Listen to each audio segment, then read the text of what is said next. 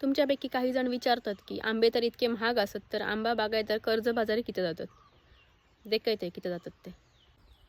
आज असा फेब्रुवारीची 1 तारीख आणि ह्या कलम मरणाचा मोहरलेला. सगळं मोहर जळान गेलो अति थंडीमुळे. खालचो जो नवीन मोहर इलो तो अजून खूप कोवळा.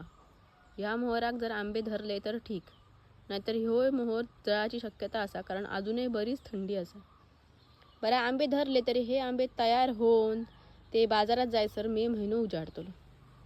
ह्या आंब्यांका मोहर येऊच्या आधीपासून भरपूर खतपाणी दिला. मोहर येऊच्या आधी फवारणे झालेत, मोहर इल्यानंतरही फवारणे झालेत.